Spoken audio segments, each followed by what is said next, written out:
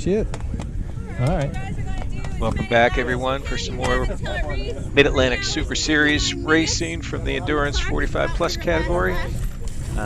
This week was race 6 in Elkton, Maryland, the Fairhill Firecracker. You were right. It was a pretty brutal day temperature-wise. Temperatures reading, I think, 70s to 80s, but humidity was extremely high. I did a light warm-up, pedaling around before lining up at the start here, and already had sweat dripping off me. So I'll silence here for a bit for the start. The start was pretty informal. We kind of all lined up a bit late, and then only had a short little stint here before she launches us.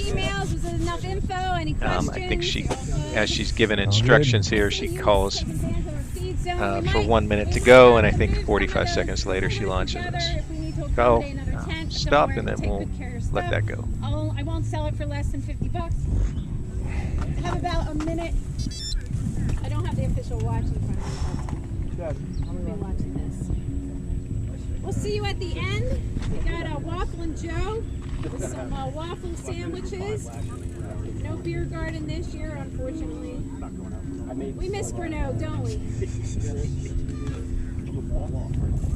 So you're all going to start on the same whistle, but there'll be plenty of time to figure it out. Oh, where's my, sort yourselves out. Enjoy it. I'll warn the other racers to watch out for people. Okay, 45. Bye-bye. Go. Oh. So probably the most relaxed start we've had of the year. No countdown, no official go, but everyone was pretty relaxed for this race. For whatever reason, not sure why, my anxiety was high for this race. I was nervous about the course. Had never ridden this course. This is, I think, the 3rd year for this race in this format. It's essentially the Big Elk race course in reverse. Ridden Big Elk a lot of times.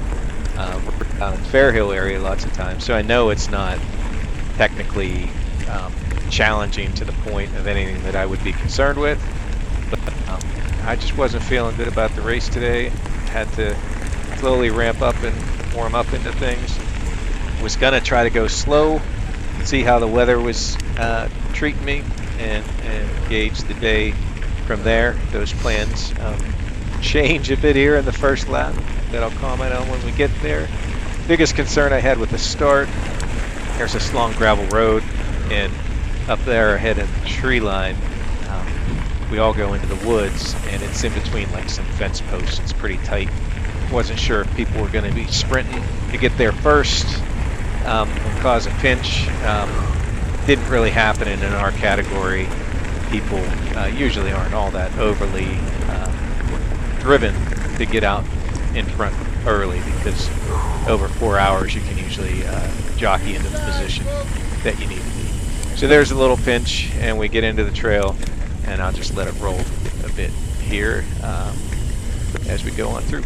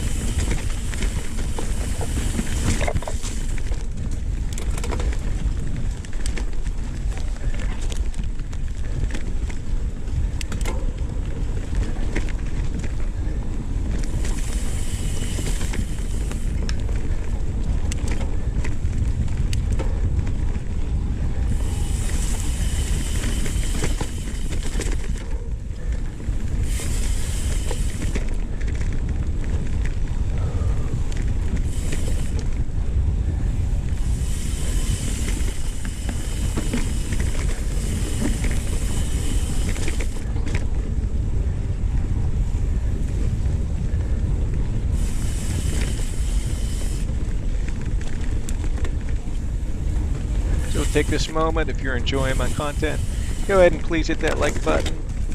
Share it out to others maybe who race who don't know about the channel or that like to see what mountain biking on a race is like, leave a comment about the race itself or anything you may have seen, and go ahead and subscribe. You'll get those notifications when the new videos come out. Thanks again.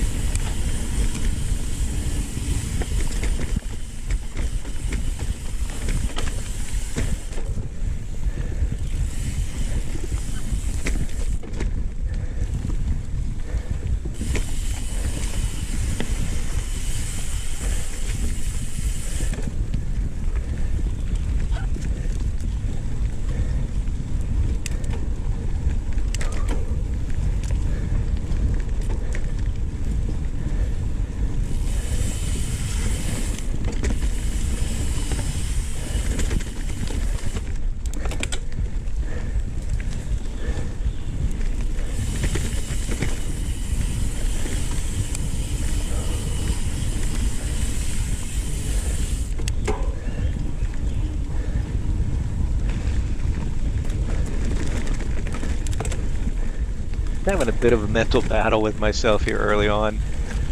Felt like I wanted to get around this gentleman, but at the same time, I liked the pace he was setting from the standpoint of it was keeping me in check a bit from going too much into rabbit mode and trying to keep with those front runners.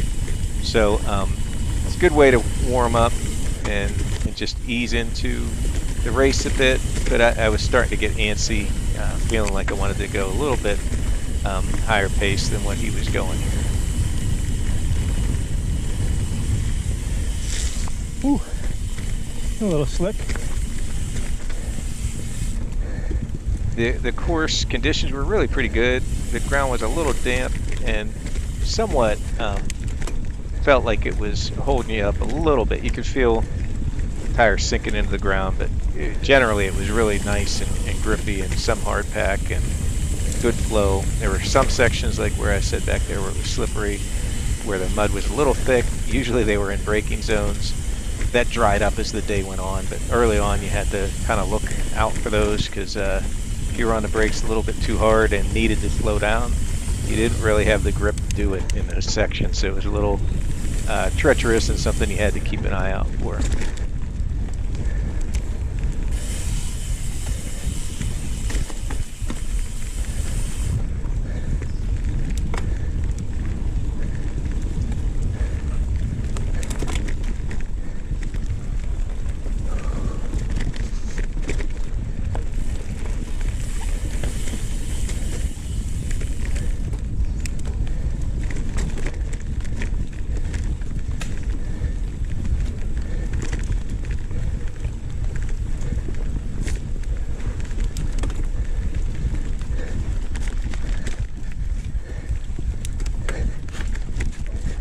Come left. That's all right, you're good. Coming up that hill, I think the guy in front, he got caught in a bad gear. Trail got steep, couldn't quite spin it, and rather than waiting, I just kind of went around, powered up there, and then got back up to the pace that I kind of wanted to be at. Heart rate jumped significantly, almost 10 full beats per minute with that move, as I try to do my usual lap one move of catching the front group a bit to get some distance from the pack. And it's working out pretty well, although you'll see here as the video goes on, you may see some drops of water / sweat coming down across the screen. I very quickly sweated to the point of saturating my cycling cap, and it was just dripping through the whole race. So extremely humid, very difficult conditions, and what I found through this lap is anytime that I was putting out really solid efforts, it's really wiping me out from the standpoint of being able to recover. A challenge that I had to find a way to solve if I intended to race the whole, make the whole 4 hours.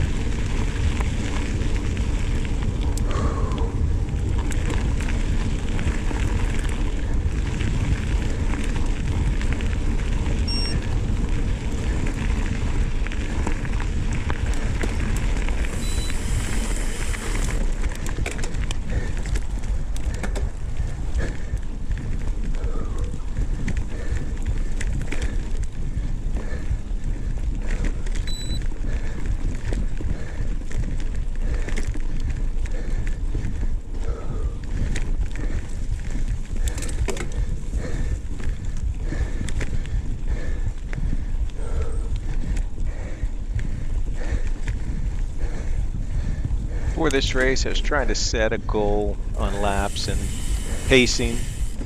I was hoping that maybe there'd be a chance to get in 7 laps for the day. Looking at the lap time and based on what I was seeing from previous races and what people were turning in, I was thinking it was going to be highly unlikely that I was going to be able to average lap times that were required for 7. But I was keeping that number in my mind on lap times just in case my first lap turned out to be below it. That's what I was going to target. But and then my true goal was to get 6. I wanted to make sure I got 6 laps in. Felt that was something that was very reachable, and was going to work towards that goal, which I think was an average. I needed my lap times to average right around 47 minutes. That gave me a little bit of a buffer before the 4-hour mark to get in 6.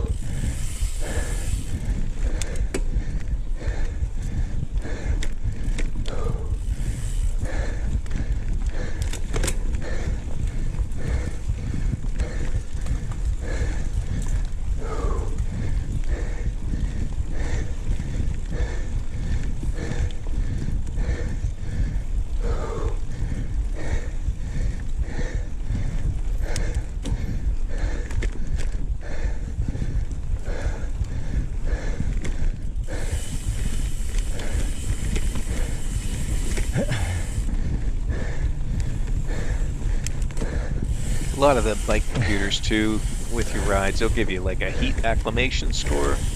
See how well you're handling the heat on your rides.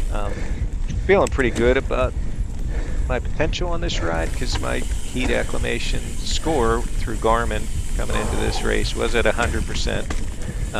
So I had been riding a good bit in the heat. Felt that was going to serve me well here, and kind of starting off this first lap in the race like I would any other, figuring that that would be a strong suit for me and I'd be able to survive whatever the environment threw at me.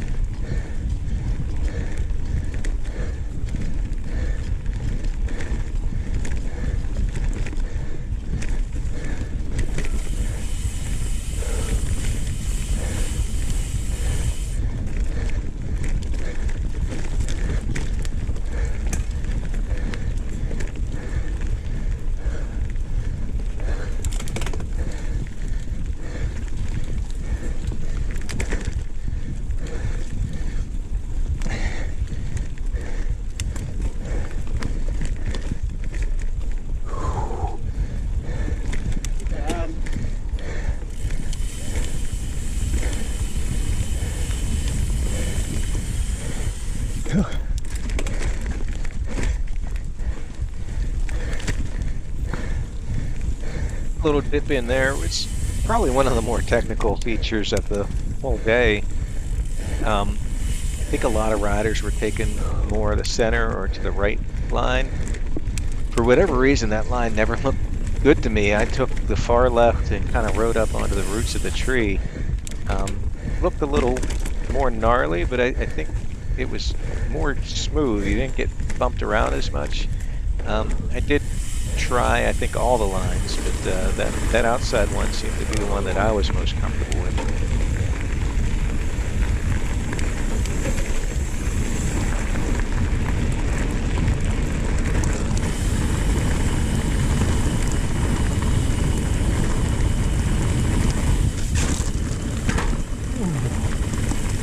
Right there, that noise when I said "ooh," there was a pretty big rock that was protruding from the uphill side of that gravel road.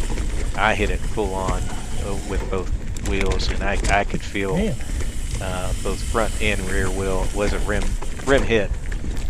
So entering this technical section, I was listening for hissing from a tire and stuff. I thought I was gonna end my day early with a flat from hitting that at speed. Thankfully, I did not have a flat and avoided that rock for the rest of my laps during the day.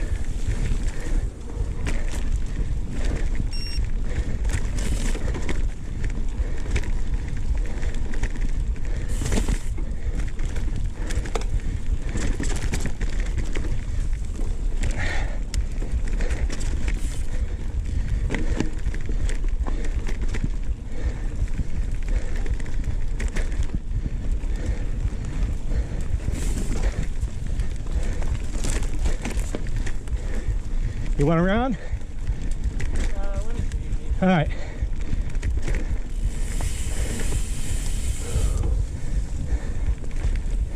With the casual start and not really all that much organization in how we staged, there was a good bit of some of the open riders that were further back in the pack that were starting to work their way up.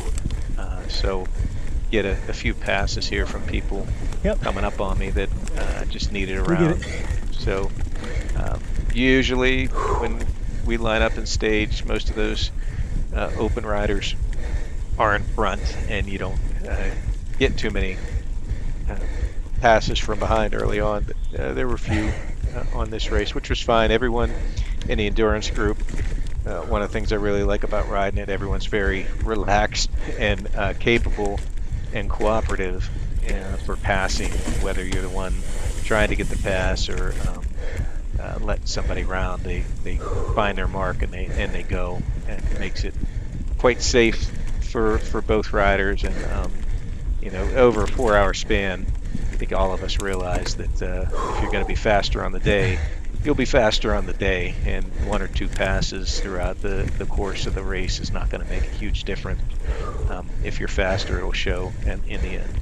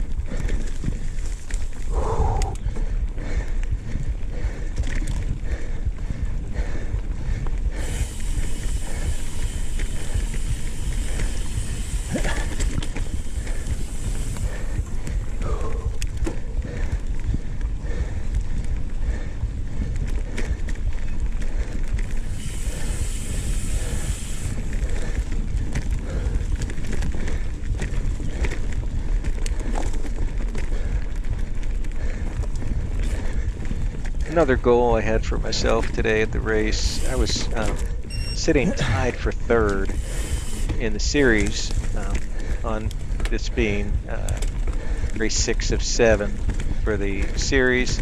They take your best 5, and this is my 5th race because I missed the Greenwood Furnace. So my poorest finish so far for the year is 10th. So I wanted to try to be better than 10th so that I could still try to use that as the one to drop with the next race, which we'll finish up at Big Elk here at the same locale, just opposite direction. And that'll still be my goal, to be better than 10th, so I can improve upon my points total. And also the gentleman I was tied with in the standings was racing today as well. I wanted to try finish ahead of him, which is something I hadn't done in any of the races yet this season. So if I wanted to break a tie, eventually I was going to have to beat him in a race. So goal 1, place better than 10th. Goal 2, try to get those 6 laps, and then I'll also try to beat that other racer to stay up in the standings.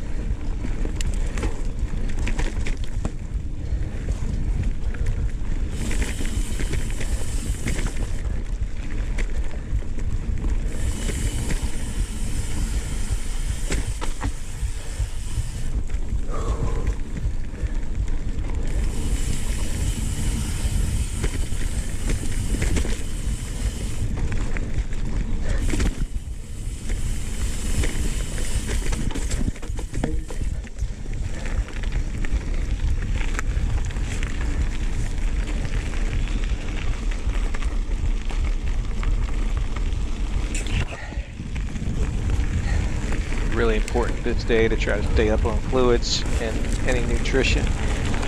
There are a couple areas like this that were really good to take care of that. This section here was one of my favorites every lap to make sure I got some good fluids, especially to keep up on them, because sometimes some of that single track, even the fast single track, it's just hard to get your hands off the bar in a safe way to take care of that and stay up at a good speed. This hill here, I think, was one of the more challenging ones for a lot of the riders. I seem to make up a lot of time on riders, at least on the hill. I was carrying my momentum into it pretty well, and able to drive through it without really requiring a whole lot of power. These gentlemen pull away from me pretty quick once we crested, though, so I was kind of maybe burning myself out a bit, but that was a climb that I handled pretty well all day.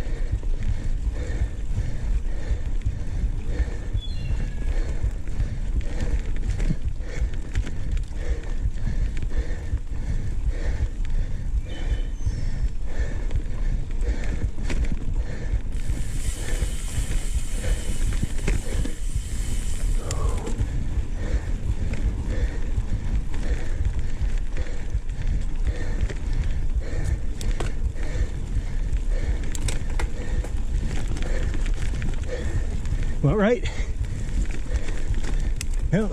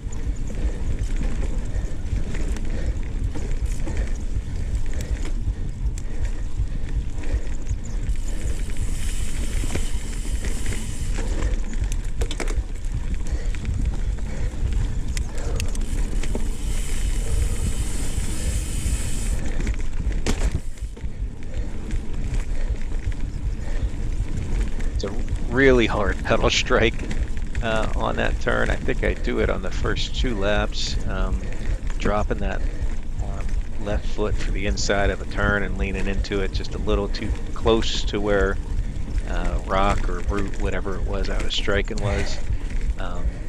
It jarred you. It was to hit one like that at speed.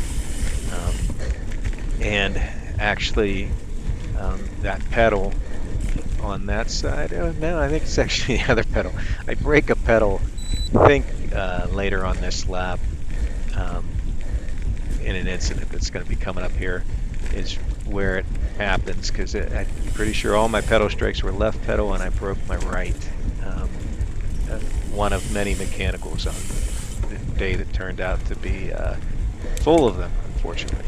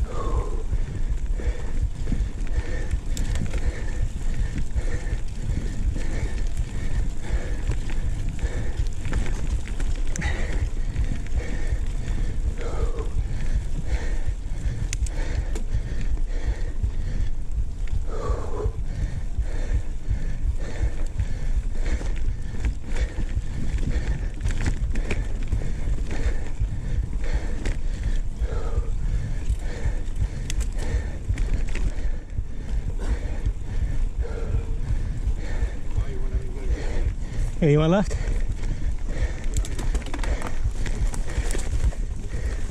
Yep. I need a better strategy for that steep climb. Yeah. That's not going to last 4 hours. No. What I just did.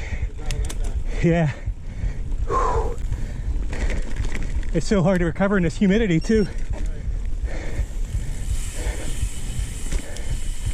Yeah, so as I said on the bike there, recovering after big efforts was really hard. Didn't feel like much different doing the effort. Then once I'd crest a hill or something and try to recover, I just felt like I couldn't get my lungs full with the right kind of air or whatever. The legs just felt like they were in sand, and took a bit. So, you know, I rushed up that hill, kind of attacking it, and felt pretty good at the time, but as that hill continued on, I could just feel my strength draining, and knowing how these endurance races can drag on, and how your fuel tank is empty, and as you go, I just knew I wasn't going to be able to sustain that kind of effort and then recover and give future efforts if I didn't find a better way to climb that hill. So a lot of lap 1 was a learning experience as to how the weather was going to impact my ability to ride and effort I could put out. Lap 2 coming up is a little bit more of an experiment of trying different things, and you can see here on the screen some drops coming down. That's sweat off my cycling cap, which is already saturated from sweat and dripping off of me here 37 minutes into what's going to be a 4-hour day. So fluid loss and fluid replenishment was a big deal. Recovery and just lots of other things to solve on how to remain fast as I can through these 4 hours.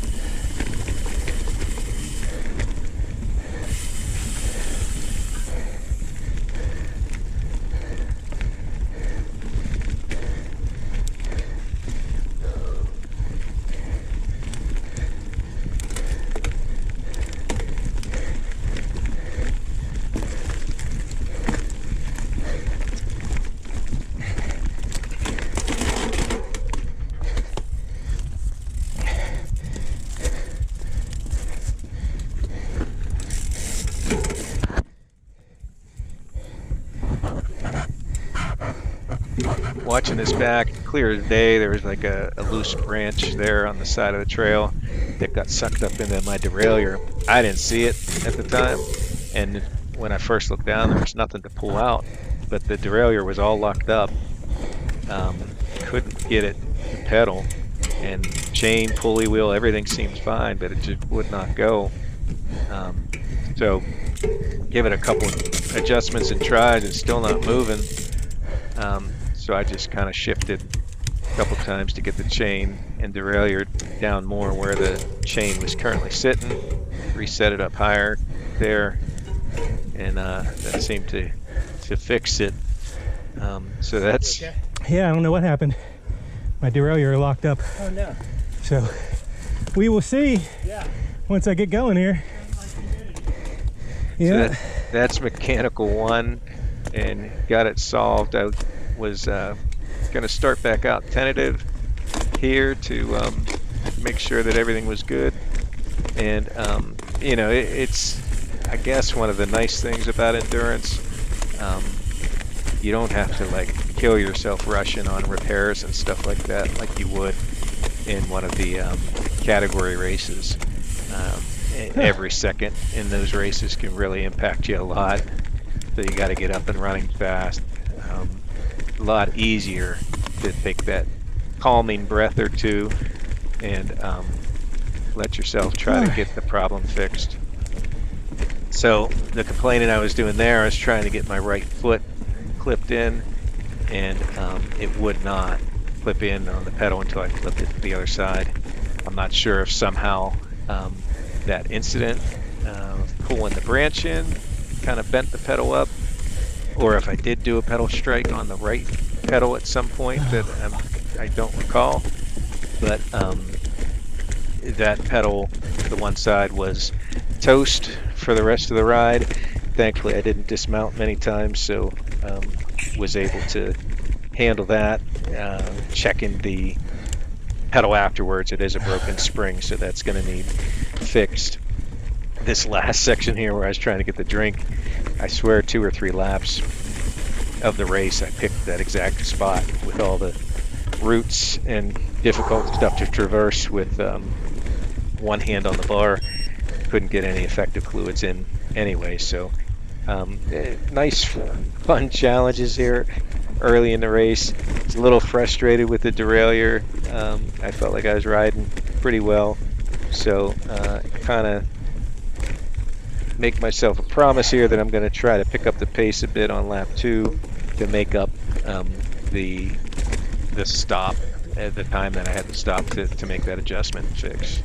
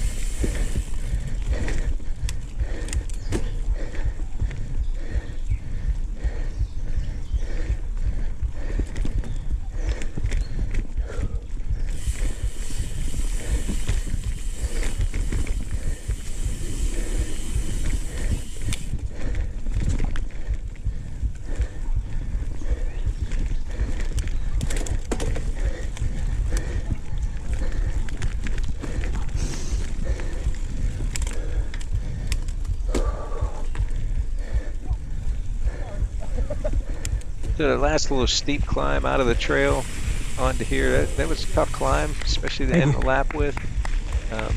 Very steep. You had to really engage yourself to get up it. Thank you, pup. Have to keep the fans, even the four-legged fans, happy when they're cheering for you, I guess. So the pup cheering for every rider coming past. And this closing climb to the start-finish line, as the day wore on and the sun got higher, this was really like an oven, and the grass was cut a bit, but still gave good resistance to your climb, and this was a tough climb to finish the laps on, and definitely made you work hard.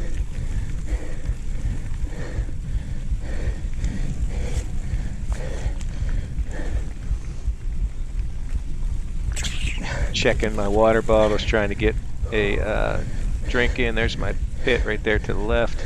As if the bottle was closer to finished, I was just gonna switch out bottle one right then. Even though I try to do one an hour, I figured if it was close to empty, I'd just change it.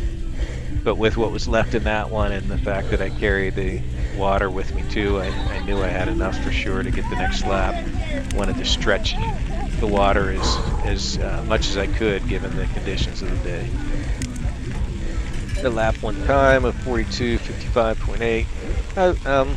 Kind of happy with. I thought it was a decent time given the fact that I had the stop I had for the derailleur, and the fact that maybe I started a little slower than I wanted to, but pretty sure if I didn't turn in a really good lap 2 that my goal of trying to get 7 laps was going to not occur. I needed to average 39-minute laps for the first 6 to have a small buffer of like 4 or 5 minutes to get in across the finish line to get started on that 7th. So that certainly seemed unlikely, and I certainly figure it out pretty early on in this lap that that's a goal that's not going to be attainable for the day.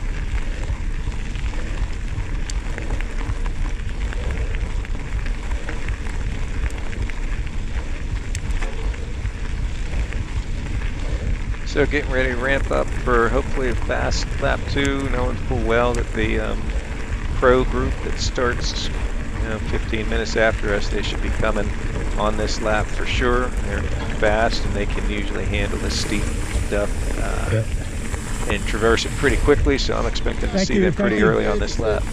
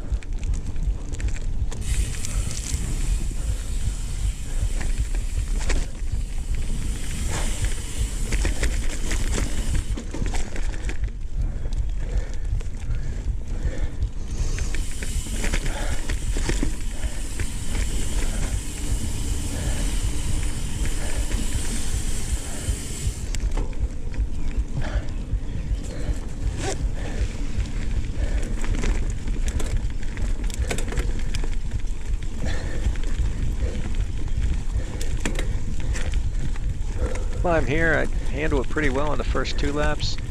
Became one of the more difficult climbs of the day, along with all those ones on the second half of the lap.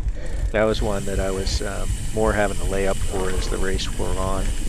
Got pretty steep and demanded some power to get up it, and it really wasn't worth the cost of charging it with lots of power to try to fight your way up it as the race went on. So definitely a tough climb.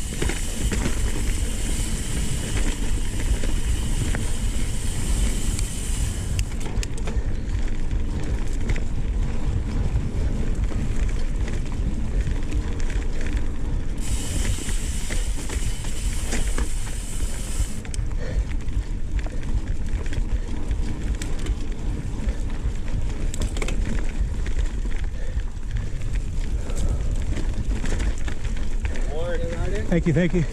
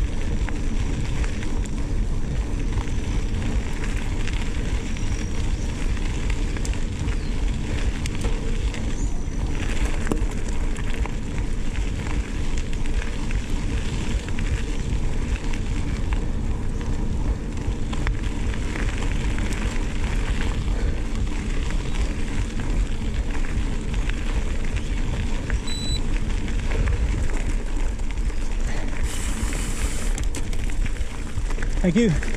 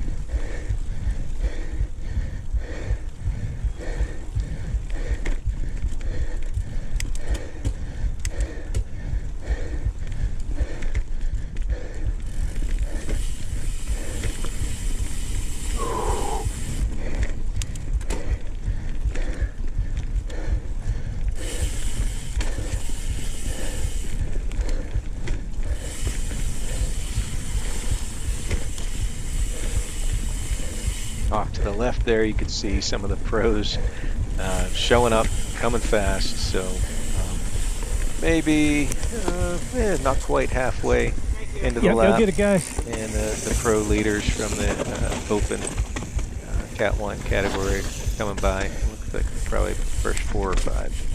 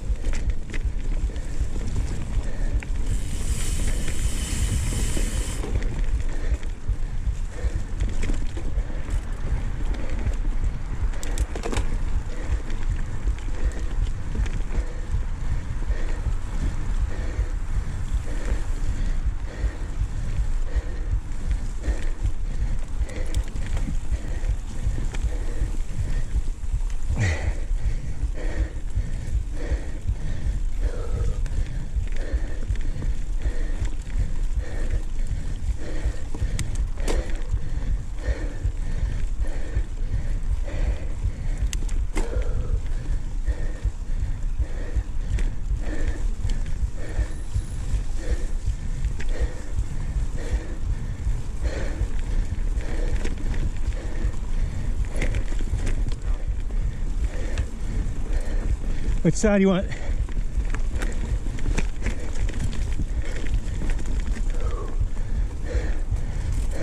Going high, a couple of us. Okay. Yep. Yep, sorry. Another? Thank you. Yep. One of the nice things about having the pros come past, you just give them an inch and they'll shoot right by you. Some of those I was in the grass, but usually you can get just kind of right on the edge of single track and they'll find a way to get around you pretty clean. Yep. And a whole bunch of them coming as another one goes by. So busy, those guys doing their thing as typical, flying.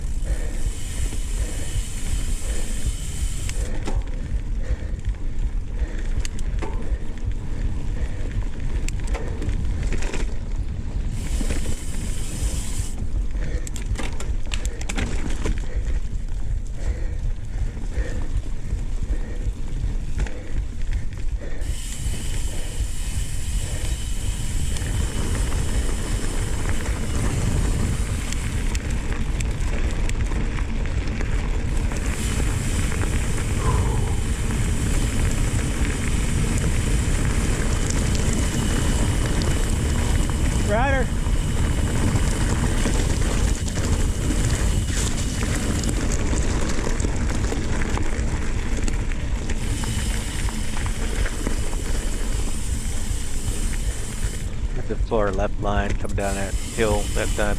Didn't like it as much. It was a little more rutted as you got closer to the stream or the water down there at the bottom, and just had to yell out to the woman walking there. I don't want to make sure she knew I was coming.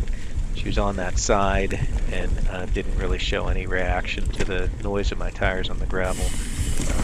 Didn't want her to make any kind of sudden move that might walk in my path. So thankfully no problems, and thankfully I avoided the big rock that I hit on lap 1 that I was worried about causing flats. And this line through those technical rocks, I loved that line. It was very quick, pretty stable. There was, I think, one section in the thick rock that you had to watch for a little bit of a flick spot, and 2 rocks that you kind of had to shoot through with the front wheel. But that was a really direct and pretty clean line for how ugly they look.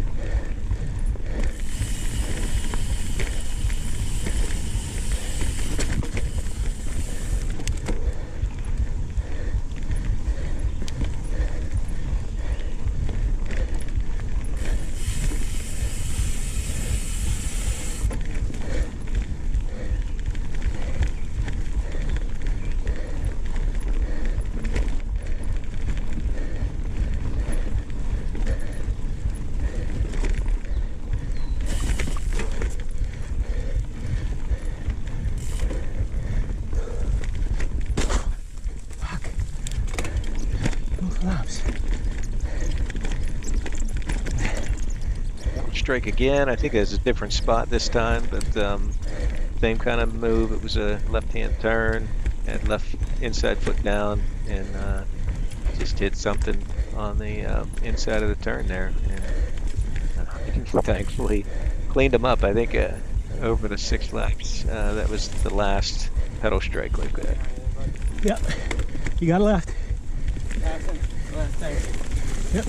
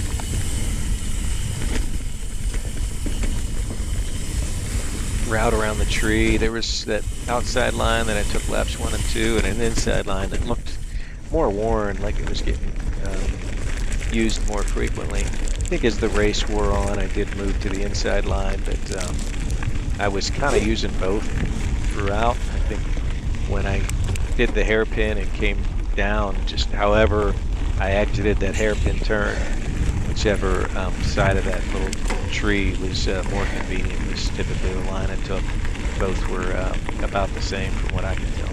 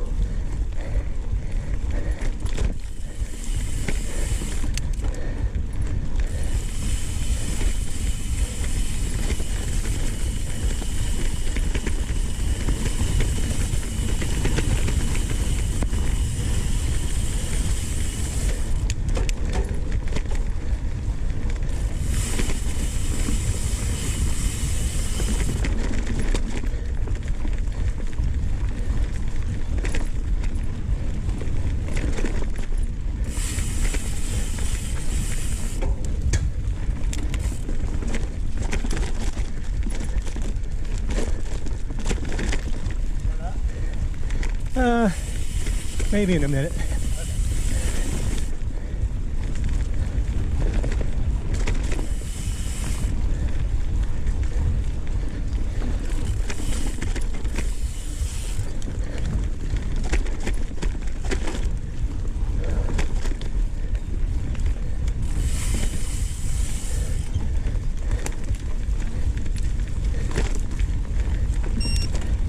I missed your E. They put it on your right leg, huh? They put your E on your right leg. Oh yeah, I got the wrong side. I'm sitting there looking, trying to figure out.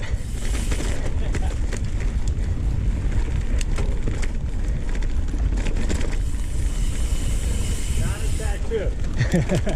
Yeah, that's your permanent endurance at that point, right? Yeah. Gotcha. All right, thank you. Nice job. How you doing? You too. Around your work? What's that? You're around here next time? Yeah, it got kicked way down to like 8th gear when I was shifted in like 3rd. I just had to readjust it. I think it's good now.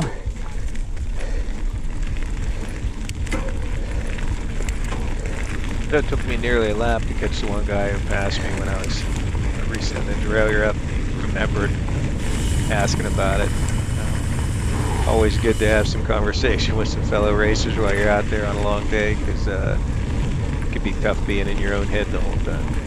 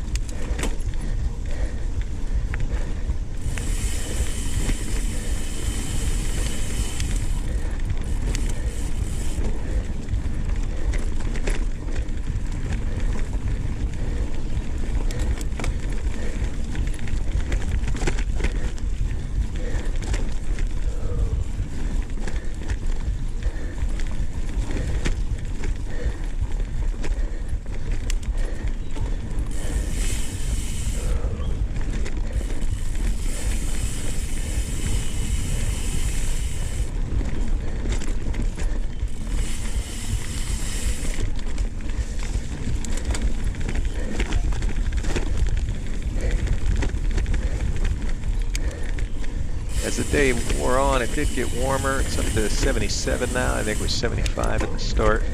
Some of those soft, muddy sections were getting still slick, but a little more solid.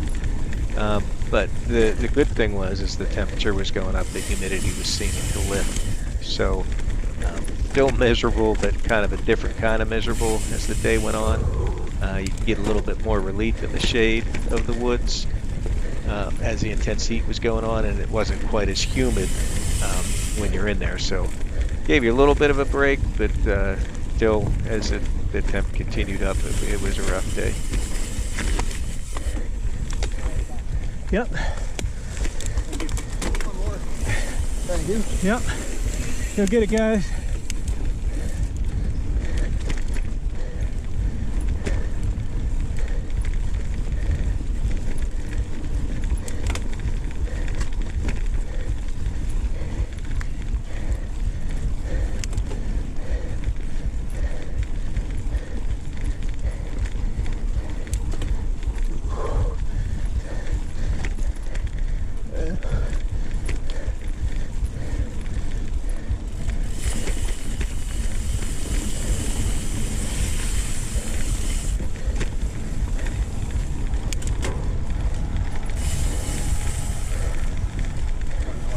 Yep.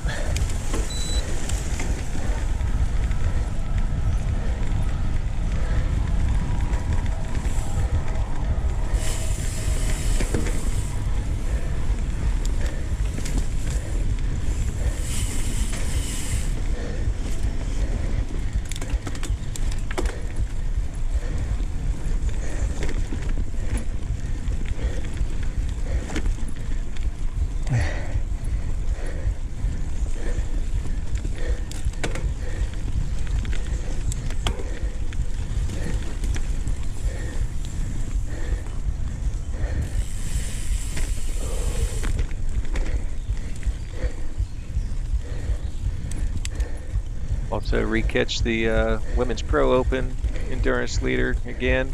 Her and I kind of back and forth as to who was leading through most of the race. She passed me when the derailleur locked up, so I was glad to catch back up.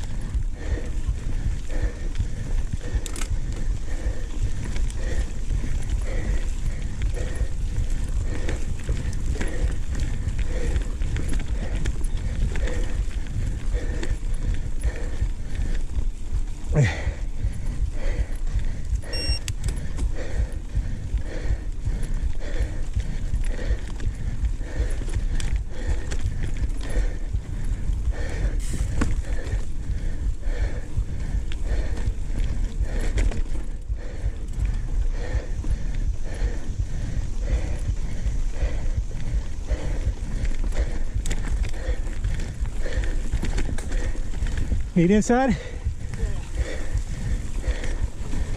Yep. Go get him.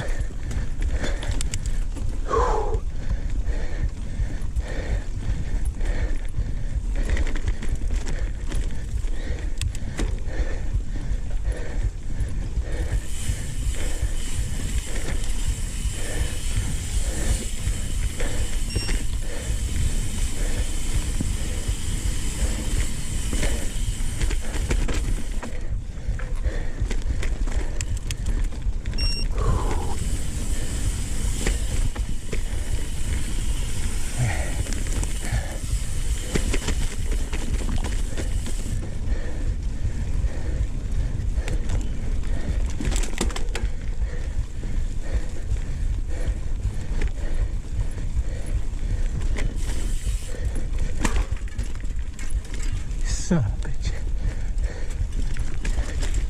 Ah.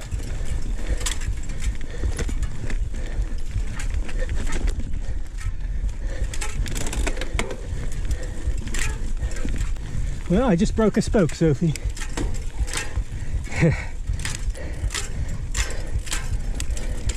Maybe more than one.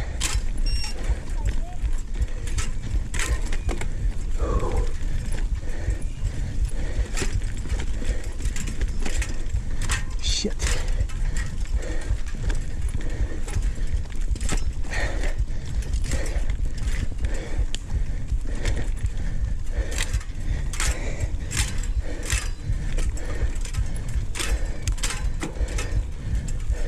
Those are riding along pretty good there, feeling good about how things were going.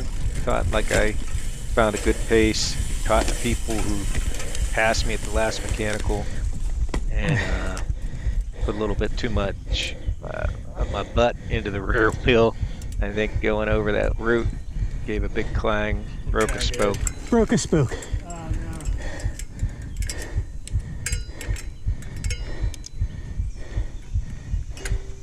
So checking it out to see how bad it was. Sounded horrible. Didn't want it to get hung up and cause any more damage to the bike. Wasn't feeling a soft spot in the wheel, which sometimes you will on a broken spoke, but kind of limp out at the end of here of this lap, trying to make sure that it wasn't going to tangle up anything else or make anything worse, and hoping that I can find somebody up in one of the team tents that, you know, maybe has an extra tie, wire tie, zip tie, anything just to kind of hold it. Yeah, broken spoke, man. You think I should finish endurance or what? So that bro was giving me advice, but he pulled away too fast. I didn't hear it all. But Oops. I've broken spokes before in races. I actually broke one at You're Big good. Elk. I think it was on lap 3 of a 3-lap Cat 1 race, so I just finished that knowing that I didn't have much to go. But here, I'm only an hour and a half in. I got 2.5 to go. Wasn't sure that the bike would hold up, and honestly, given the heat and the struggle and some of the climbing, I was thinking about just cashing it in and taking the, maybe not the DNF, but a 2-lap count for my day. But I was going to try see if I could get fix in place, even if that required me to just take one of my twist ties off my number plate and twist that spoke to another. But really, I just wanted somebody with a little bit more bike knowledge to let me know if they thought it'd be all right to ride it for the remaining hours without doing more damage when you're a racer on a budget with a somewhat pricey race bike and pricey mechanical fixes.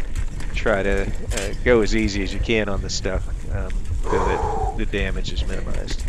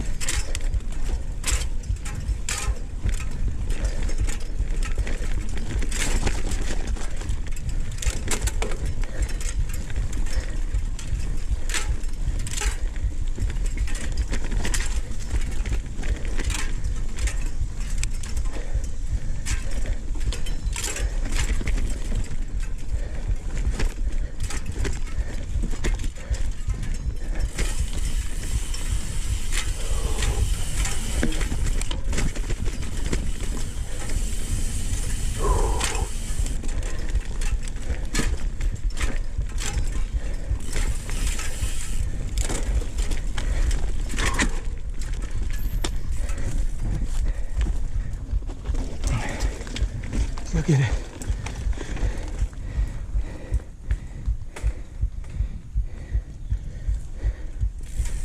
It was a frustrating ride out of the woods, trying to ride easy over some technical stuff, and not weighting the rear wheel as much, and trying to get out of people's way and let folks pass way under speed, from what I had done lap 1 and what I could do. So really thinking in my head, is it something to continue or not? I typically think it's a lot for me to DNF. I won't do it. I'll ride through anything for the most part, be it weather or injury and whatever, just to gut it out. This was a tough one.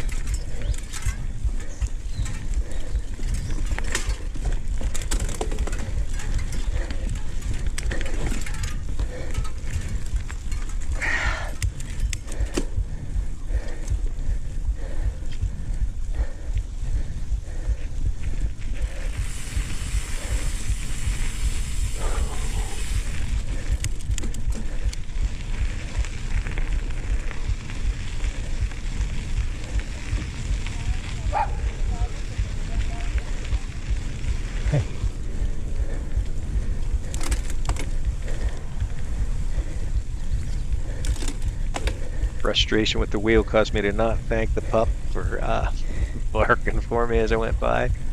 I knew I had to change out my bottles here, so coming up this last stretch I was really mulling it over in my head if I was going to just park off to the side and be done, or change the bottles and try.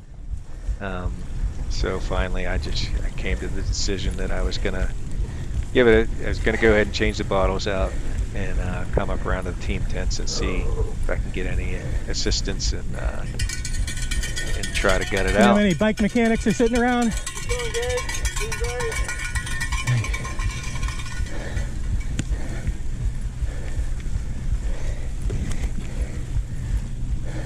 It's one of several times where I was probably thinking that people were cheering for me, but they cheered for yeah.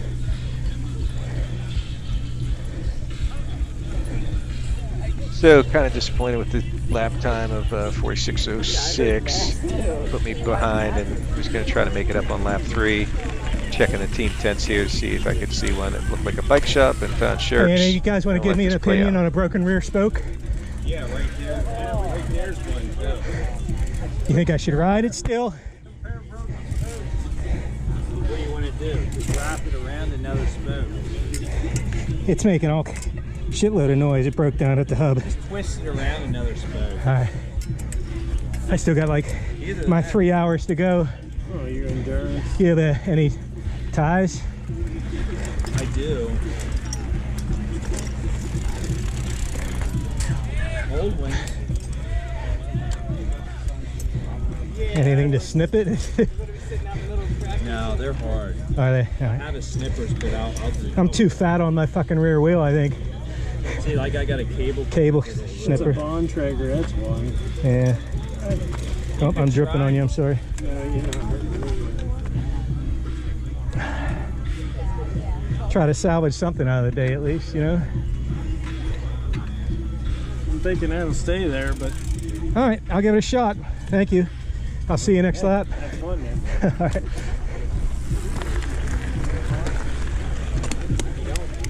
So you guys rock. Thanks for getting me rolling again.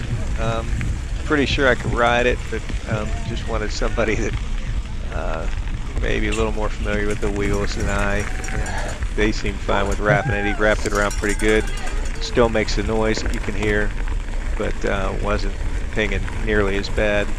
So I start this lap out and kind of easy and trying to get a feel for how the bike's I get a going to mechanical perform. in this lap too. I'm gonna fucking kill myself. And about as frustrated as you can be on a hot day. and endurance with some big mechanicals. Yeah, not really big mechanicals. There's certainly worse things that could happen, but a lot of time off the bike, more so than you want in a race such as this. But I'm going to try to see what the bike will do, get that lap times back up. In a lot of ways, I think the 2 stops for mechanicals helped me a bit. Kind of got my heart rate back down, gave me a little rest, and helped me find more of a sustainable pace. My next 3 laps are all pretty level, effort-wise and time-wise. Slower, actually, I think not crazy slow. One is certainly better than the 48. I think all 3 are. But you know, got to a better sustained pace, and was able to keep grinding to see what I could turn this day into.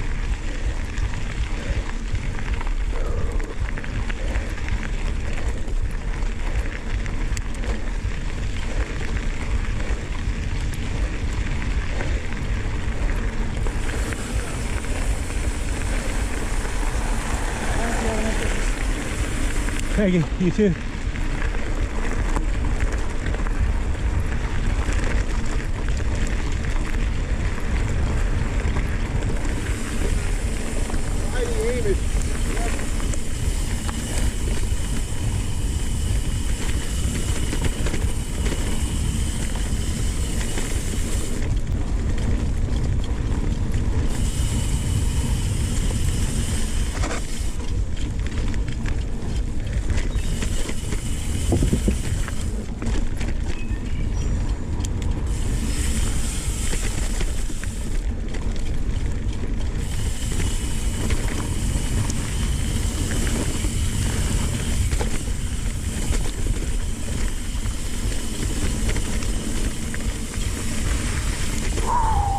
I wasn't feeling any wobble on the tire. No top wobble. Wasn't getting loose or drifting on leaning it over. So feeling pretty good. That downhill was a nice test of it.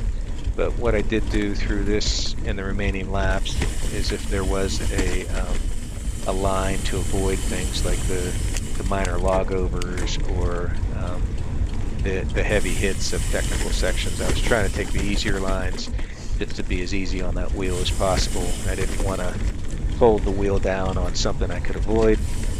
And for some reason, the spoke that we wrapped the broken spoke around failed and folded the wheel under regular riding. It was something I was going to deal with as a outcome, but I didn't want to push it to the point to test it any further than I needed to. I was going to try to ride fast and gingerly on it as much as I could.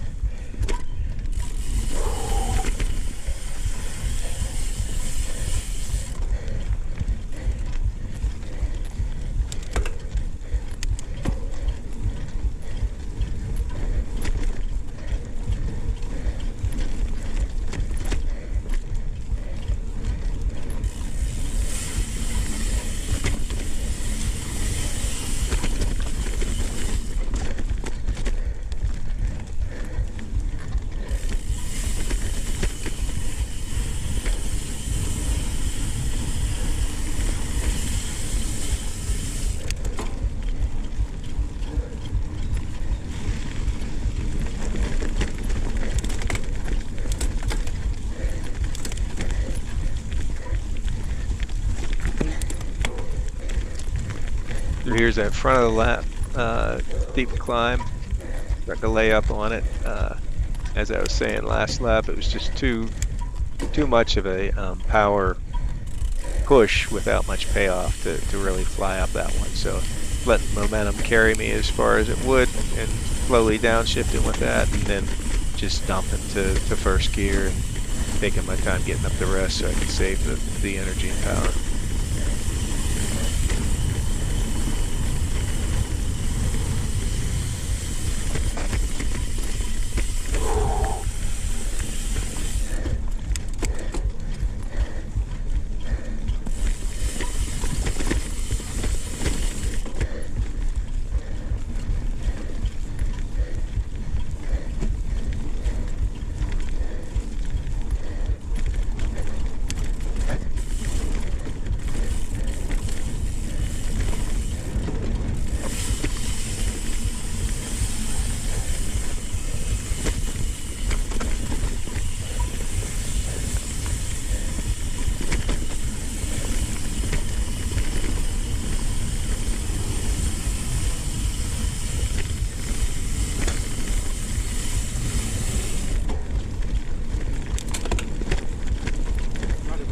Oh, sorry, man.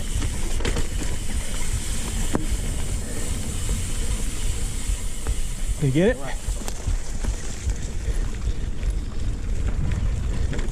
Trying to go easy. I'm on a broken spoke.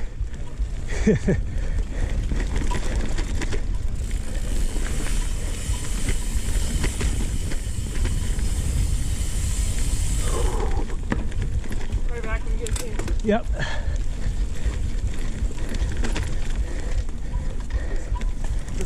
One more. Nice job. You'll get it.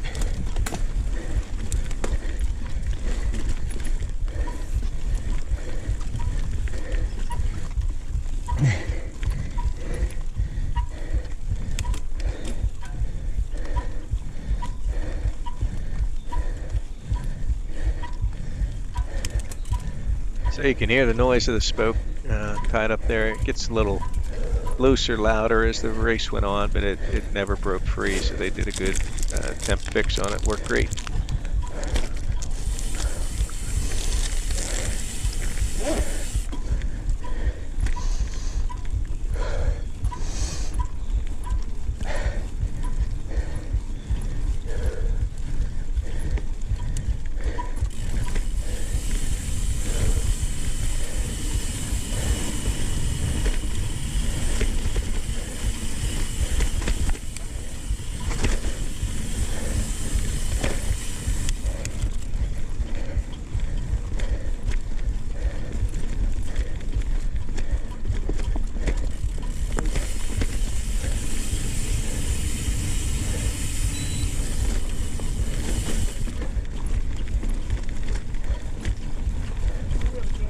Yep.